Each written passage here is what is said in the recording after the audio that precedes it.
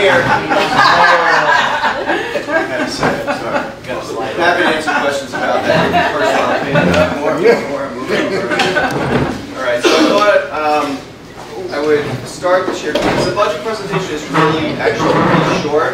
I'll cut to the chase. We're under the cap, and there's a pretty good under the tax cap, and there's a pretty good chance that you'll get a rebate check for whatever increase you experience this year. So that, in a nutshell, is our budget story. There's a lot behind it, but bottom line, that's the story. And I thought I would start with some highlights from what's been happening in the buildings, because I know you're interested in that. So I pulled the administrative reports for March to get a good sense of what's really going on, and I'll just go through it. So in our in K2 land, we just finished a reading incentive program. And the kids raised a whole bunch of money to support the Albany Ronald McDonald House. We also had arts and education programs studying folk tales and fairy tales and the like. And we just finished our kindergarten registration. It never actually ever finishes, but the bulk of it. And we have 113 students registered, right where we were last year, with 7 sections. So we don't anticipate needing to add sections or take away sections going into next year. We have 7 sections in kindergarten, and the number of students in the class about 18 per class. So that's a decent number for kindergarten. We're doing a lot of work with our gardening program. You may not be aware of this, but at Mill Road we have a huge elementary garden now and a very vibrant program. And the kids in the wintertime are studying recycling and different methods for sort of composting, this sort of thing within the classroom. And they're now tapping our maple trees, and then they're going to get out into the garden and start to plant this spring, because we've got the sun back finally. So that's K2 land. And 3-5 land, Brian Boyd just finished his engineer day, so we had over a dozen engineers from IBM come to talk with the kids. They did something called March Multiplication Madness. My son's class 1. So,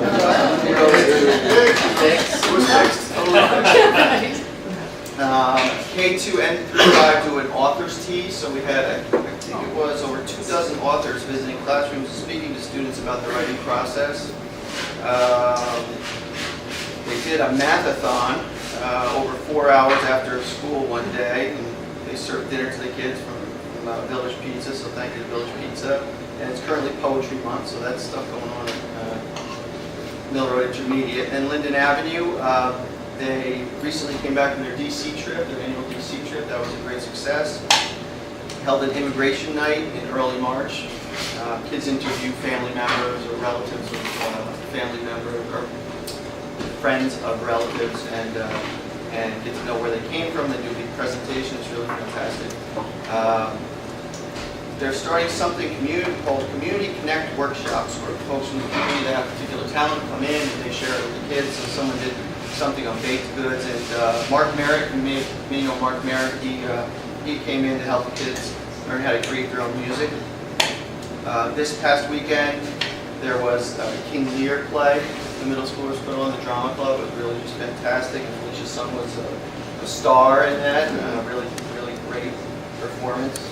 Let's see what else. Oh, and the student council at the middle school was recognized as National Gold Council of Excellence, so kudos to them.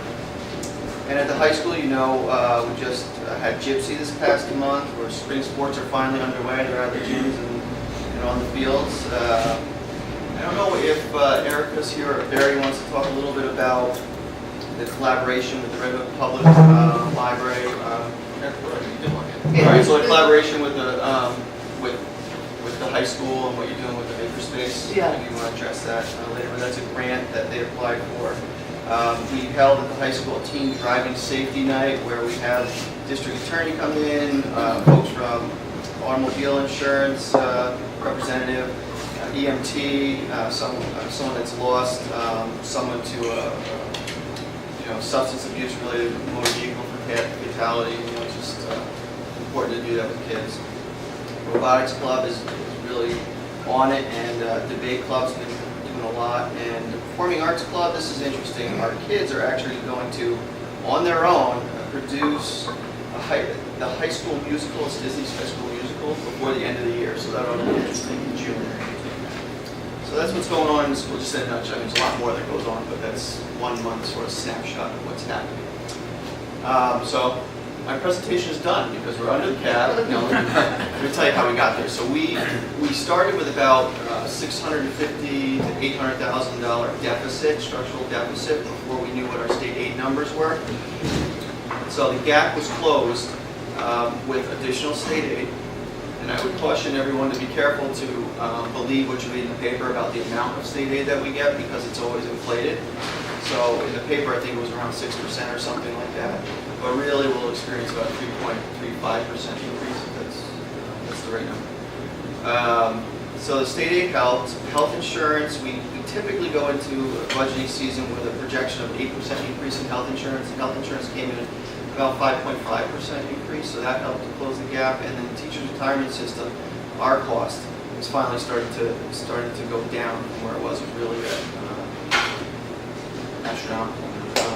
But so it's starting to come back down, and that has helped to close the gap as well. So this is the first year that we're actually under the cap. You'll probably get a rebate check, and I say probably, and Bruce will explain what they're doing to work on making sure you get that. And we're talking about program enhancements for the first time since probably like 2009, real program enhancements. So if the budget passes, we're looking at rolling out pre-K class. So we want to dip our toe in the water with pre-K. We have an Astor, we host an Astor Head Start program in Mill Road. You may or may not know that. That's really for our really economically disadvantaged students. And then we have about 80% of the remaining students in Red Hook get some kind of pre-K experience of varying degrees of quality. But there's a group between the Astor sort of threshold, the Head Start threshold, and where folks start to have the pre-K experience. We want to try to target that group that's not getting that. So we're going to dip our toe in the water, maybe roll out one class if the budget passes, something we're excited about. Also, we're thinking about the possibility of maybe putting a teacher on special assignment or hiring a new teacher to help us with technology integration.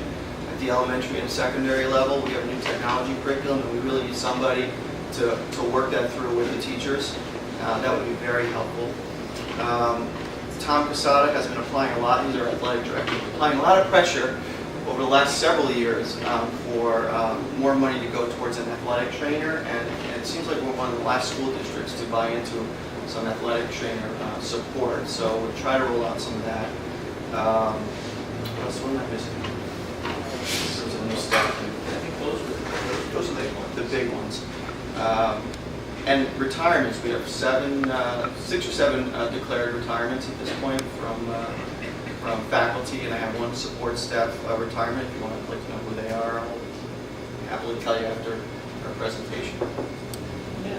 So all of that comes, I'll just throw a couple of numbers on top of this. So all of that comes with a 1.98% increase in the expenditure side of the budget.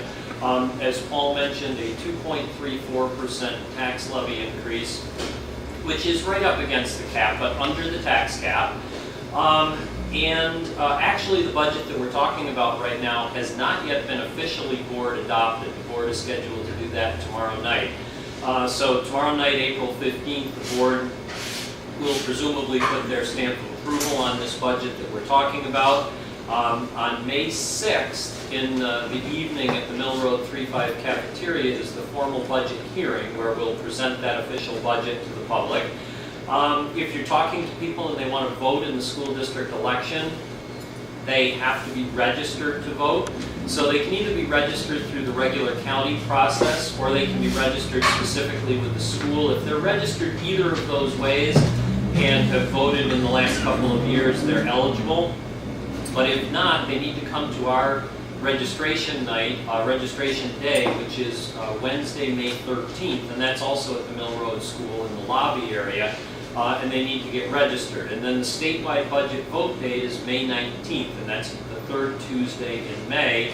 All the districts in the state will be voting that day, and we'll vote from noon to 9 at the Mill Road Elementary School in the 3-5 gymnasium. On the ballot will be the budget that we talked about. There is one board seat available this year, so it's a 3-year term. So there'll be a board election going on there. We have our annual bus proposition, so every year we look at trying to keep our fleet on a 10-year replacement cycle. This year, 2 full-size buses and a smaller van type vehicle. The proposition there is $265,000. It's right in the same range as it normally is year to year. The Red Hook Library is going to be on the ballot again this year. So you'll remember both Red Hook and Tivoli were on the ballot last year. And it had been a long time since they had been on the ballot, so they were both looking for fairly substantial percentage increases. The Red Hook Library is back looking for a modest increase this year. And you're going to hear from both of those library folks in just a minute. And then we have a student board member, a non-voting student board member that sits at our board table. And that has to be reauthorized by the voters every other year, and this is the year that happens. So those are the items that you'll see on the ballot when you come on May 19th. I'd like to tell our student board member story from the last meeting. She's just great. It's Jacqueline Davies. I don't know if you know Jacqueline. They call her Jax. So at the end of her little presentation, every time we give her an opportunity to say what's going on with the student body, this sort of thing, and she's really terrific about keeping us informed. And Kelly Mosier asked her if there was anything else she wanted to add, and she goes, "Oh yeah, and I got into Cornell."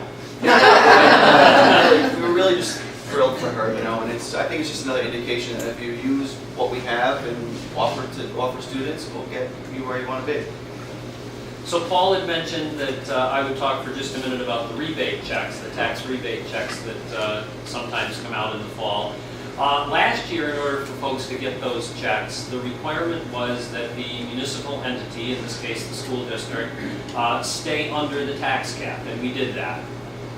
This year, there are 2 requirements. Again, the municipal entity has to stay under the tax cap, and then the second requirement is that we have to develop and submit an approvable government efficiency plan that would save 1% of our tax levy. The issue with that is that the rules surrounding what would qualify and what won't qualify are still pretty murky. They really haven't perpetuated the rules for what's going to qualify under that efficiency plan. The way that we are addressing it is the 13 school districts in Dutchess County are working together to do a collective efficiency plan, which is one of the methods that you can use. You can go it alone or you can join a consortium. We're going to submit a plan as a county of school districts, and right now our goal is to have more than 1% in the plan, so that in the event that they cut a few of our things, disqualify a few of our things, we'll still have an approvable plan. And we're fairly optimistic that that's going to be possible. So if both of those things come together, we stay under the cap, which we will, and we have an approved efficiency plan, then those tax rebate checks will come again in the fall related to school tax increases. And I think that's our story. That's the story. Oh, the only other thing I would mention is the Smart Schools bond that was approved in November by the voters. We still haven't had really any information on how that money would flow to Red Hook or how we could use that money. So again, it's another sort of situation, just sort of waiting to hear. Are you going to get buses again? Excuse me? Buses? Yes. Yep. We have another bus proposition. Same average range, 265,000, 2 large buses and 1 van. Questions? Library. Just quick, Bruce, what's an example of one of the savings that the whole county could do? Well, actually, most of the things that we're looking at are not shared services. Most of the things that we're looking at are things that are specific to a district, but we're still going to pool together. Transportation would be an area where I think you could look maybe for some shared efficiencies. But most of what we're looking at is putting our individual things into a collective pool for approval. The other problem that we have is this is, I guess, my opinion, but we've been doing too good of a job for too long on efficiencies already. So, for example, we are part of the Dutchess Educational Health Insurance Consortium, and I can quickly do math that says that the Red Hook Central School District saves about $900,000 a year by being a member of that consortium, as opposed to buying a prospectively rated health insurance plan on our own. But we've been doing that for too long. When the rules came out, you could only look back 2 years. So since we've been doing that for so long, it doesn't count. We have to come up with something new. So, We're going to drop out and join it. Our position would be that the things that make sense we're already doing, and those things don't count because we've been doing them for too long. But we're working on doing the plan as a county. Some of the districts in the southern part of the county are closing buildings, and those efficiencies may count. It appears as though they would count.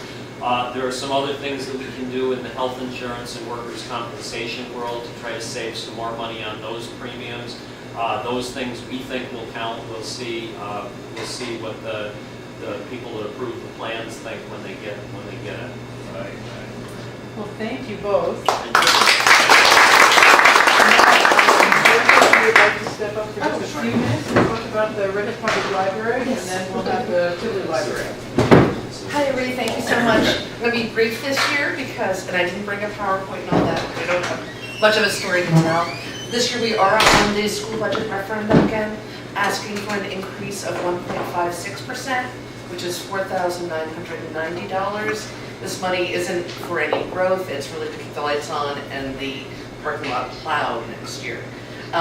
We had a really amazing 2014, I have to say. It was just incredible. We had more than 11,500 people come out to programs, ranging from Bollywood dancing to swing dancing with a certain Rotarian, to spam carving, and now we're really excited about offering Latin classes to teenagers, which turns out is exactly what teens have been waiting for. Who knew that would be our big teen program, but it is. We're very fortunate to be one of 10 libraries chosen nationwide to be part of an American Libraries Association initiative, which you got to take part in a couple of weeks ago, which is the Libraries Transforming Communities initiative, basically gathering information from the community about what its aspirations are. And that's been a tremendously exciting journey, and we're really excited to be part of that. Last year, we were once again designated a 5-star library by Library Journal, one of 85 libraries out of more than 7,500 in the country who get that designation. And this year, we were chosen one of the best small libraries in America, one of the 3. So we're very excited about all of that. We've got a lot of great stuff. Paul hinted at a project we're working on now, collaborating with Red Hook High School, and hopefully the rest of the school librarians, as well as Bard College's Stevenson Library. We're part of the iLead USA program. We were one of 8 libraries in the state chosen to take part of it. It's a leadership and technology training that hopefully is going to lead to a joint makerspace and introducing more STEAM programming. That's science, technology, engineering, arts, and math into the library. So that's where we are at this point. The increase that we're asking for will be about an additional $1 for the average home assessed at $250,000. If there's any other questions? Okay, thank you. Okay, thanks for the Right, so now we have the Tivoli Library, Bonnie Corrado and Felicia Keesing, for, I guess, not an increase. Not an increase, in fact, yes. Thank you. The town of Red Hook is fortunate to have 2 thriving libraries, and I'm the chair of the board of the Tivoli Free Library, and Bonnie is the director of the library. We want to first thank all of you and the voters who turned out to support the library last year for our funding increase. It was the first increase we'd asked for in a long time, and it's made a tremendous difference. Last year during the campaign, we said that if we got the support last year, we'd be able to update our aging technology infrastructure, and we've been able to do that over the past year. So we now have a blazing fast internet upload and download speed, and people are coming from all over to take advantage of it. It's been a really, really wonderful upgrade for the library. We've also expanded and diversified our board over the past year, so we now have representatives on the board from across the school district, which is a really nice piece for us. It gives us a broader voice to the people who are giving us input about the library. And of course, we've continued to maintain the programs and services that we've been providing for years. Bonnie was giving me a rundown of some of the more successful ones that we've had. We have an after-school science partnership with Bard Center for Civic Engagement that brings in school kids very often to do all kinds of exciting science projects. We have a wonderful teen writing program. We just got a grant to continue that with an external facilitator that the teens get really excited about. We have a book to movie club which is drawing in the 20 to 30 somethings. That's a hard crowd to attract, and they've been coming in droves for that. And we continue to have an incredibly active seniors group, which is one of our favorite parts. They've done several fundraisers for us this past year, and I think this group in particular will appreciate that they volunteered to run our book sale last year, which I think you folks know is a tremendous amount of work, and they did a wonderful job and raised a lot of money for us. But the bottom line is that we are not asking for an increase this year. We've also spent the past year working to build a creative and diversified financial support structure for the library.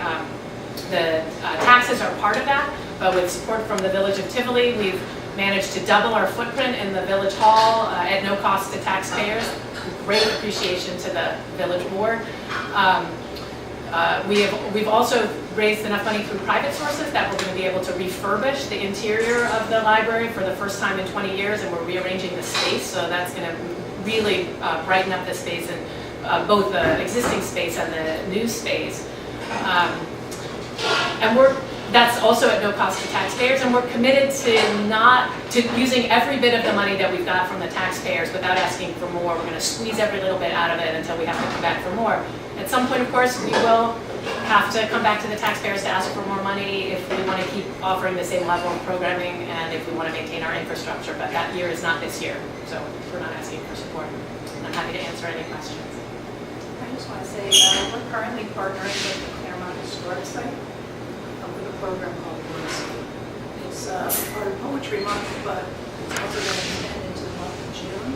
They're going to do an on-site display of poetry pieces, which we're laminating. So it'll be a literature trail kind of thing with poetry pieces. We're running a series of workshops for the teen, middle school, and adults for the next 2 months. The submissions can be made to us or to Claremont, and they'll show you. And then that culminates in their big Wordscape Poetry Festival on June 7th. Beautiful time to do that. Okay, thank you.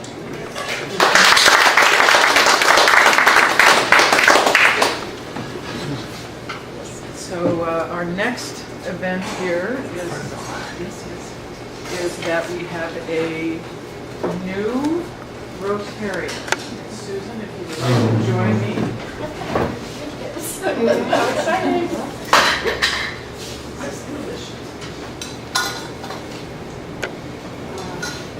I'm Susan's sponsor.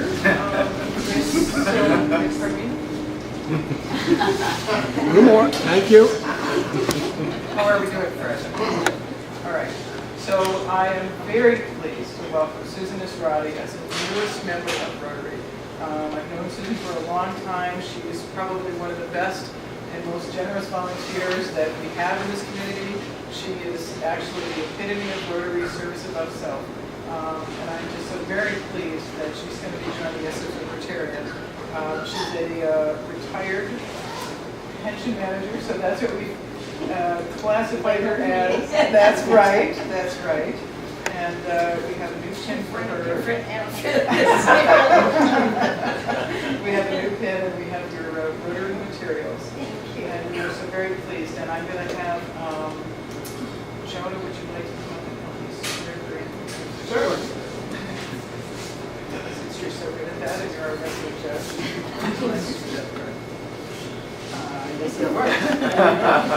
Susan, would you raise your right hand?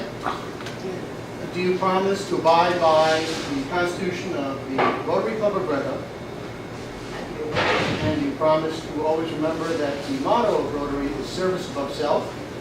And you promise to do a whole lot for Rotary and then our community, or I should say continue to do a whole lot for Rotary and the community. Congratulations.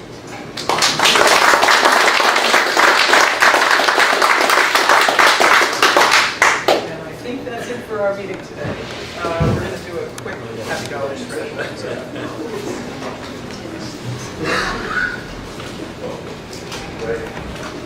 Please get my happy